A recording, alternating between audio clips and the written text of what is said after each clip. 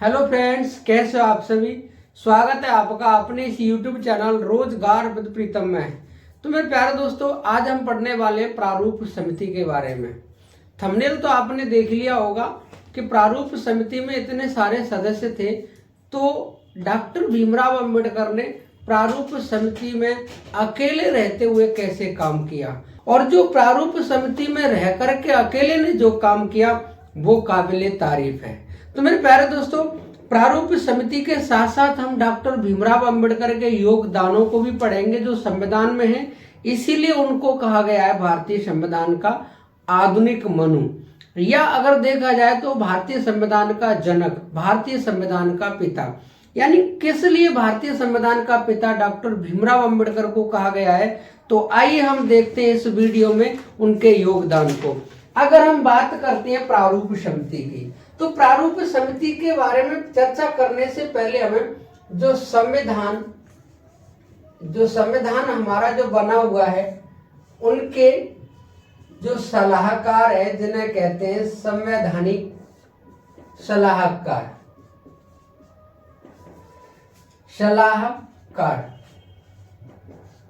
ये जो संवैधानिक सलाहकार है वो है वी.एन. राव। ये जो वी.एन. राव है, यदि इनका पूरा नाम देखेंगे तो ये है वेनेगल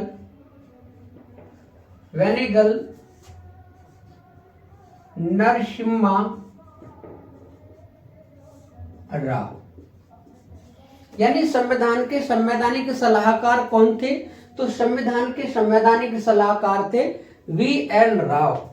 अगर हम अध्यक्ष की बात करें, संविधान सभा के स्थायी अध्यक्ष, तो वो थे डॉक्टर राजेंद्र प्रसाद।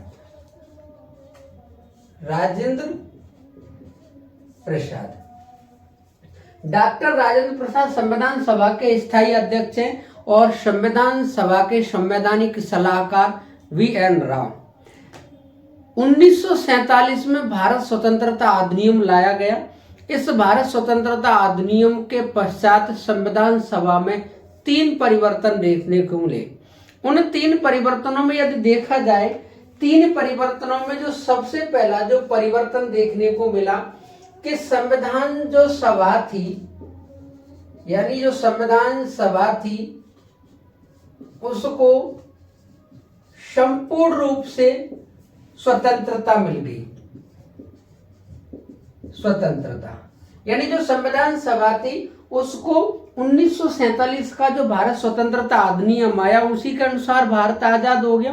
भारत आजादी के बाद में संविधान सभा को पूर्ण स्वतंत्रता मिल गई, संपूर्ण स्वतंत्रता मिल गई। अब वो कोई भी संविधान का निर्माण कर सकती थी।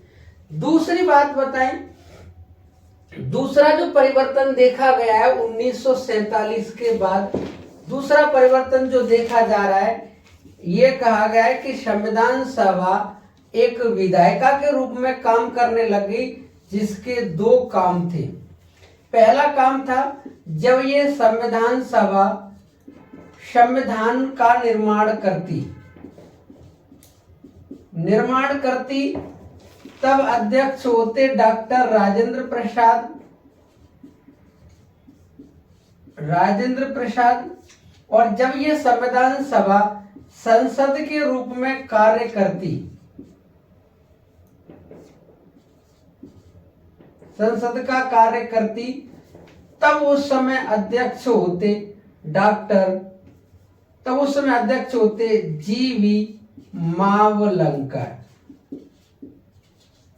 हाँ मेरे प्यारे दोस्तों, यदि हम बात करेंगे, यानी 1947 के बाद में संविधान सभा थी, उसमें हमने 3 परिवर्तन देखे। अगर पहले परिवर्तन की बात करें, जो 1947 के बाद में संविधान सभा पूरी तरह स्वतंत्र थी, संप्रभु थी, निर्णय लेने का अधिकार था। उसके बाद में उसने वो जैसा चाहती वैसा संविधान का निर्माण कर सकती। दूसरा परिवर्तन देखने को मिला, जो हमारी संविधान सभा थी ये विधायिका के रूप में काम करने लगी। उसके बाद में इसके 2 काम हो गए, एक तो संविधान का निर्माण करना और दूसरा संसद के रूप में कार्य करना। जब ये संविधान सभा संविधान के रूप में काम करती, संविधान का निर्माण करती, तब अध्यक्ष होते थे डॉक्टर राजेंद्र प्रसाद। और जब ये संविधान सभा संसद के रूप में कार्य करती, तब अध्यक्ष होते थे जीवी मावलंकर, जिन्हें गणेश वासुदेव मावलंकर कहा जाता है। इसमें यदि जो तीसरा परिवर्तन जो देखने को मिलता है, वो तीसरा परिवर्तन है संविधान सभा में कि स्वतंत्रता के बाद, स्वतंत्रता के पश्चात भारत का बंटवारा भी हुआ और बंटवारे में दो देश बने, भारत और एक पाकिस्तान। भारत और पाकिस्तान। हमारे पास जो संविधान सभा में जो टोटल सदस्य थे, जिनकी संख्या थी 389, इन 389 सदस्यों में से 299 सदस्य तो भारत में रह गई, 90 सदस्य चले गए आपके पाकिस्तान में। यदि 90 सदस्य पाकिस्तान में चले जाते हैं संविधान सभा के और 299 भारत में रह जाते हैं, तो इसमें जो तीसरा परिवर्तन देखने को मिला है हमें कि स्वतंत्रता के बाद में भारत जब आजाद हुआ, आजादी के साथ साथ भारत का विभाजन भी हो रहा है। जब भारत का विभाजन हो रहा है तो जो हमारे पास जो संविधान सभा के सदस्यों का आंकड़ा था 389, वो बंटवारे के बाद में कितना रह गया? 299।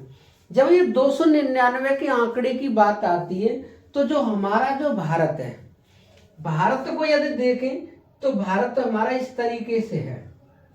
ये अपना भारत है,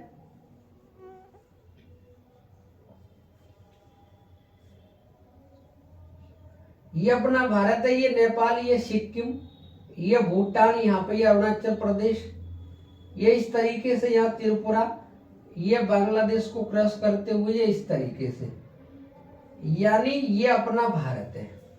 अपने भारत में यदि जब भारत का स्वतंत्रता यानी आजाद हुआ, आजादी के साथ साथ भारत में दो देश बने।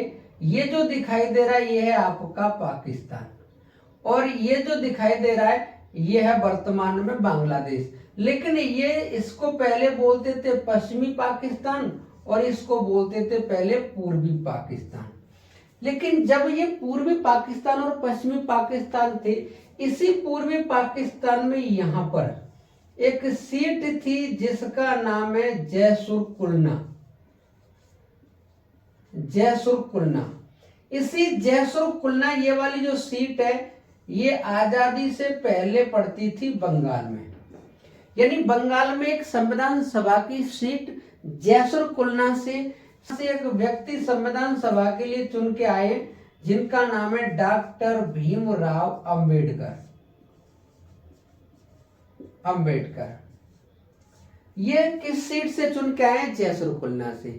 तो अगर हम डॉक्टर भीमराव अंबेडकर के बारे में बात करें तो संविधान सभा के लिए इन्होंने चुनाव लड़ा बम्बई से, बम्बई प्रेसिडेंसी से इन्होंने चुनाव लड़ा, लेकिन ये वहां से संविधान सभा के लिए सदस्य नहीं हो पाए। तो इन्होंने पुनः पर्चा भरा अपना बंगाल से। बंगाल में मुस्लिम लीग की सहायता से ये संविधान सभा के सदस्य बने, और संविधान सभा के सदस्य बनने के बाद ये बंगाल से संविधान सभा में सदस्य आए। लेकिन मेरे प्यारे दोस्तों, 1947 में भारत के आजादी के बाद भारत का बंटवारा भी हुआ, और बंटवारे में जो पाकिस्तान बना, जिसमें दो पाकिस्तान से पश्चिमी पाकिस्तान और पूर्वी पाकिस्तान, जो पूर्वी पाकिस्तान था उसमें जयसुर कुलना सीट बंटवारे के वक्त चली गई। जब ये अंबेडकर वाली संविधान सभा की सीट जब पाकिस्तान में चली गई तो जो संविधान के संवैधानिक सलाहकार थे VN राव, ये संविधान सभा के स्थायी अध्यक्ष डॉक्टर राजेंद्र प्रसाद के पास आए। उन्होंने कहा कि भारतीय संविधान में अंबेडकर का योगदान अधिक रहना चाहिए। वो संविधान सभा में जितने भी व्यक्ति हैं उन सब में पढ़े लिखे हैं। उन्होंने दो नहीं 3 PhD कर रखी हैं। उन्होंने कानून की जानकारी बहुत अच्छी कर रखी है। तो ऐसे व्यक्ति को संविधान सभा में लेना बहुत जरूरी है। तो BN राव ने डॉक्टर राजेंद्र प्रसाद से कहा और डॉक्टर राजेंद्र प्रसाद ने बंबई की जिस सीट से पूना से ये चुनाव पहले हारे थे उसी सीट को खाली कराया गया। उस सीट से दोबारा पूना से डॉक्टर भीमराव अंबेडकर को संविधान सभा में सदस्य बनाया गया। तो जो स्वतंत्रता के बाद में ये संविधान सभा के सदस्य बन रहे हैं डॉक्टर भीमराव अंबेडकर, तो ये किस सीट से बन रहे हैं? पूना से। और ये पूना वाली सीट कहाँ पड़ती थी? बम्बई प्रेसिडेंसी में। तो हमारे सामने दो दो चुनौतियां पेपर में देखने को मिलती हैं कि डॉक्टर भीमराव अंबेडकर संविधान सभा में कहां से सदस्य बन करके आए। तो हमारे पास बंगाल भी है और हमारे पास बंबई है। तो मेरे प्यारे दोस्तों, दोनों ऑप्शन कभी एक साथ नहीं आते, और यदि आते हैं तो ऐसे आते हैं कि निम्नलिखित में से किस स्थान से यानी किस जगह से डॉक्टर भीमराव अंबेडकर संविधान सभा के सदस्य बने। Option A Paschim Bangal, option B Bambai, option C Sanyukt Prant, option D मध्य प्रांत। तो जो उसमें पश्चिम बंगाल बोला है वो वाला पश्चिम बंगाल यदि होता तो पश्चिम बंगाल तो आजादी के यानी बंटवारे के बाद तो भारत में रह गया था, तो वो वाली सीट तो भारत में रहनी थी। तो इसका मतलब ये है कि डॉक्टर भीमराव अंबेडकर जिस सीट से चुनाव लड़े थे वो पूर्वी पाकिस्तान में चली गई थी, जो पश्चिम बंगाल जो बंगाल से कट करके अलग बना था। तो जो बंगाल अगर केवल ऑप्शन में है तो चांस हो सकता है, अगर पश्चिम बंगाल दे रखता है तो आंसर नहीं होगा। तो जो स्वतंत्रता के बाद में जब ये संविधान सभा में आए हैं तो ये किस सीट से आए हैं? बंबई से। और बंबई से भी कौन सी सीट है? पूना, जिसे वर्तमान में पुणे कहते हैं। जब ये संविधान सभा के सदस्य बने हैं, सदस्य बनने के बाद में 29 अगस्त 1947 को प्रारूप समिति का गठन किया गया। यानी प्रारूप समिति का गठन कब किया गया? 29 अगस्त 1947 को। जब ये प्रारूप समिति का गठन किया गया तो प्रारूप समिति के अन्य नाम पूछे जाते हैं। यानी अन्य इसके नाम कौन कौन से हैं जो पेपर में आते हैं? पहला जो नाम है वो है मसौदा समिति। अगर हम दूसरे नाम की बात करें तो वो है पांडुलेखन समिति। और तीसरे की नाम की बात करें तो वो है ड्राफ्ट कमेटी। मेरे प्यारे दोस्तों, इनमें से कोई भी ऑप्शन आपको दिखाई दे जाए तो ये सभी की सभी प्रारूप समिति ही हैं। यानी ये भी प्रारूप समिति है, ये भी प्रारूप समिति है, ये भी प्रारूप समिति है। तो ये जो प्रारूप समिति है, मसौदा समिति है, ड्राफ्ट कमेटी है या पांडुलेखन समिति है, क्योंकि जब भी पेपर में क्वेश्चन बनता है तो पेपर में क्वेश्चन इस तरीके से बनता है कि पांडुलेखन समिति में कुल कितने सदस्य थे। मेरे प्यारे दोस्तों, आपने ज्यादातर पढ़ा है कि प्रारूप समिति में 7 सदस्य थे, लेकिन पांडुलेखन समिति कहां से आ गई? तो ये जो पांडुलेखन समिति का ही है प्रारूप समिति, यानी पांडुलेखन समिति ही क्या है? प्रारूप समिति। तो मेरे प्यारे दोस्तों, यदि इस प्रारूप समिति को लेकर के बात करेंगे तो इस प्रारूप समिति के जो अध्यक्ष बनाए गए वो थे डॉक्टर भीमराव अंबेडकर। इनको प्रारूप समिति का अध्यक्ष बनाया गया। और इस प्रारूप समिति में यदि कुल सदस्य पूछे तो सदस्य कितने थे? 7। और मेरे प्यारे दोस्तों, डॉक्टर भीमराव अंबेडकर को 30 अगस्त 1947 को प्रारूप समिति का अध्यक्ष बनाया गया। यानी प्रारूप समिति का गठन 29 अगस्त 1947 को हो रहा है, और जिससे अगले ही दिन 30 अगस्त 1947 को डॉक्टर भीमराव अंबेडकर को प्रारूप समिति का अध्यक्ष बनाया गया। इस प्रारूप समिति में कुल कितने सदस्य हैं? 7। तो मेरे प्यारे दोस्तों, इसका आप स्क्रीनशॉट लीजिए। इससे आगे जो 7 सदस्य हैं उनके बारे में चर्चा करने वाले हैं। स्क्रीनशॉट तो ले लिया होगा। अगर हम बात करें इस प्रारूप समिति के 7 सदस्यों की, जो 7 सदस्य तो थे, पेपर में आते भी हैं, लेकिन इन 7 में से जो 6 सदस्य उन्होंने डॉक्टर भीमराव अंबेडकर का मदद नहीं की। डॉक्टर भीमराव अंबेडकर की मदद नहीं की, उन्होंने अकेले ही संविधान का प्रारूप तैयार किया। जो प्रारूप तैयार करने के पीछे कदम क्या है ये देखें। ये जो प्रारूप समिति है, प्रारूप समिति ये कब बनती है? 29 अगस्त 1947 को। और अध्यक्ष कौन है? डॉक्टर भीमराव अंबेडकर।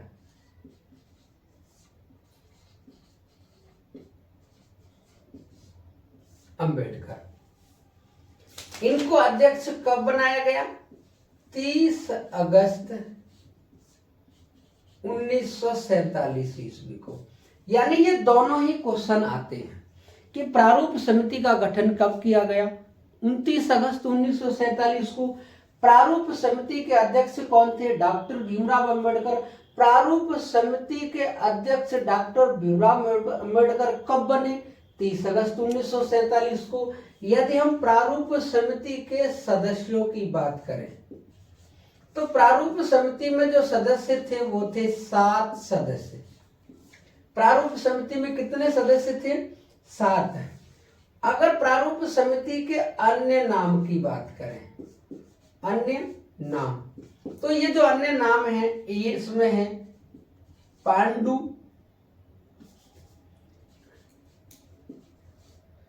पांडुलेखन समिति। अगर हम बात करेंगे तो ड्राफ्ट कमेटी और मसौदा समिति।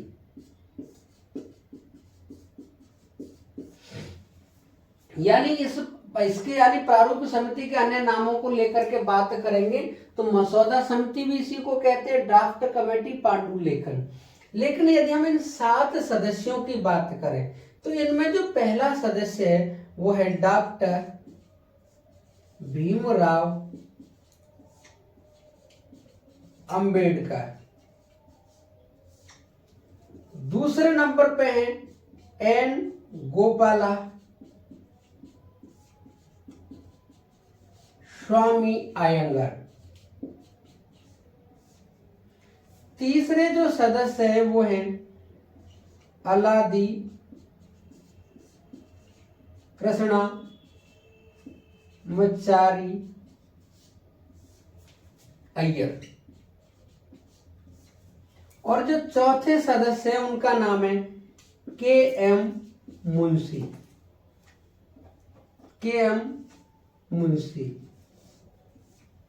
और इसमें जो 5वें सदस्य हैं उनका नाम है मोहम्मद शादुल्ला। और जो 6वें सदस्य हैं उनका नाम है एन माधव राव।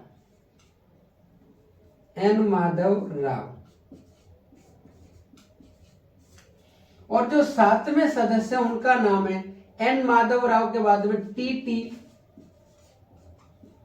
कृष्णामाचारी। यानी मेरे प्यारे दोस्तों, संविधान सभा में यदि प्रारूप समिति में देखा जाए तो प्रारूप समिति में जो 7 सदस्य हैं वो ये 7 सदस्य हैं। Doctor Bhimrao Ambedkar, N Gopala Swami Ayyangar, Alladi Krishnamachari Ayyar, K M Munshi, Mohammad Saadulla, N Madhavrao, T Krishnamachari. ये 7 सदस्य हैं। अब इनके बारे में ये जानकारी करते हैं ये कहां से यानी संविधान सभा के सदस्य बने थे। अगर अंबेडकर की बात करें तो ये है प्रारूप समिति के अध्यक्ष। अध्यक्ष हैं, लेकिन ये कहां से बने हैं? बंबई प्रेसिडेंसी से। क्योंकि जिस समय ये प्रारूप समिति के अध्यक्ष बन रहे हैं उस समय कहां से संविधान सभा के सदस्य थे? तो आंसर है बंबई से। अगर हम बात करेंगे के एम मुंशी की, ये के एम मुंशी हैं, ये भी कहां से थे? तो आंसर आएगा बंबई से। अगर मोहम्मद सादुल्लाह की बात करेंगे तो ये कहां से हैं? असम से। अगर एन माधव राव की बात करेंगे तो ये कहां से हैं? उड़ीसा से।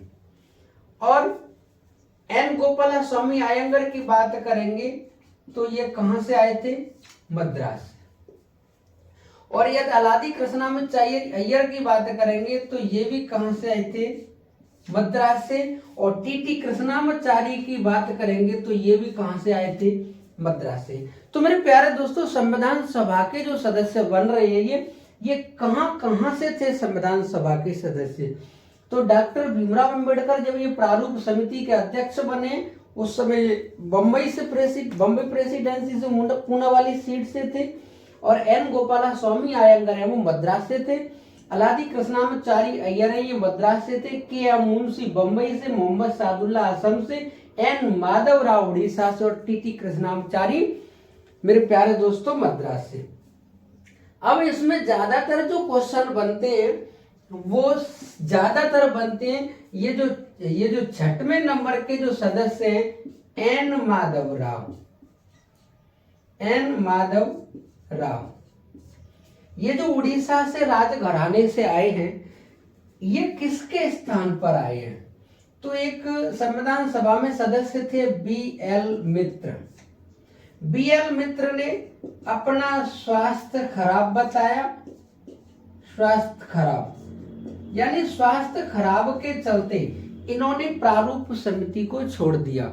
इन्होंने प्रारूप समिति को स्वास्थ्य खराब के कारण छोड़ा तो उनके स्थान पर एन माधव राव का नाम दिया गया।